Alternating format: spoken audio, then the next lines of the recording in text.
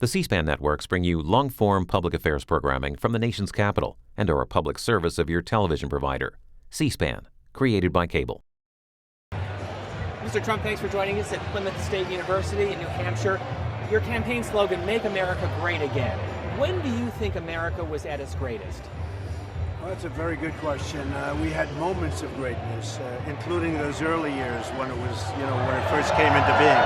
You see all these thousands of people, they're all waiting for me when I have to do C-SPAN because of you, because you've treated us so nicely.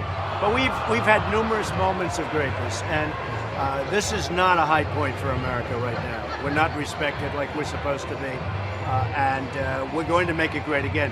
And I actually now have sort of added a couple. We're going to make it great again, maybe greater than ever before. And how do you do that? We're going to bring back jobs from China, from Mexico, from all of the places that have just absolutely taken our jobs. We're just being stripped. We're being stripped of our jobs. We're being stripped of our money. We're going to strengthen our borders. We're going to build a wall. We're not going to have people pouring in here.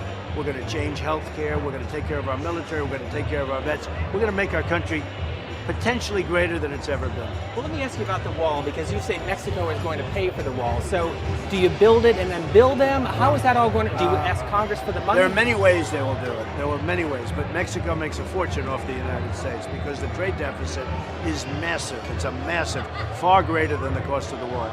So Mexico has not treated us right because they do nothing to stop illegal immigration, nothing. And because of that, they will pay for the wall. And let me ask you about this budget deal. You've been critical of Speaker of the House Paul Ryan. You're the author of the book Art of the Deal. He said it's compromise. That's how government works. What would you do differently? I like compromise too, but you have to make a good compromise. The new budget deal is a disaster. It gives everything that Obama wanted, and we get very little. As Republicans, we get very little. As people that want to see a budget brought back into order. So it'll get changed. I like Paul Ryan, but that was not a good deal. Do you think you'll have a great relationship with Democrats? I mean, how do you work across party lines? Eventually you do have to get along, and you have to sort of make deals, but I want to make great deals, not bad deals. I don't want to make like that budget deal, which is a bad deal, and that's what I do. I make deals. I make great deals. I made a fortune by making great deals. But business and politics is very different. It is different, but I have been in politics all my life, on the other side of the ledger, but I've been in politics, and I will be able to get people into a room, and I will be able to make sure that we get a deal. But it's going to be a great deal for us, and it's going to be a great deal for the people. Not these deals that they're making now. They're terrible. If you were sworn in as president, or 46th president, how would you structure your White House? How would you structure the decision-making process for Donald Trump? Well, I'll structure it with great people. We have the greatest business people in the world in this country. We don't use them.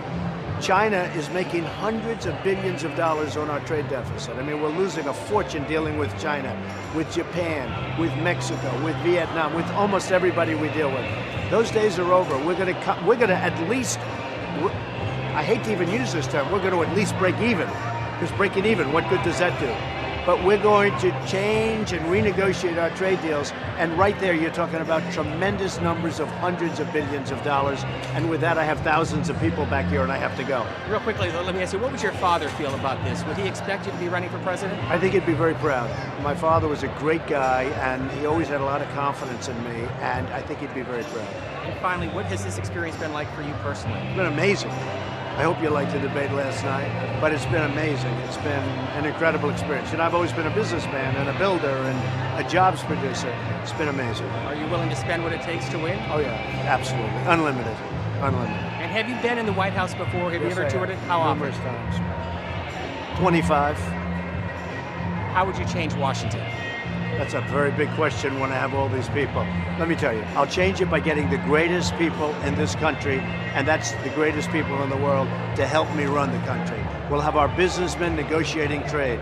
We'll have the right people running our military. We don't do that right now. We have people that are at the bottom of the pack. We have people that should not be negotiating with China. We have political hacks negotiating a lot of our trade deals, and we can't do that. We are carrying your rally live, so Mr. Trump, thank you very much for being with us. We appreciate it. Have a good time. Thank you.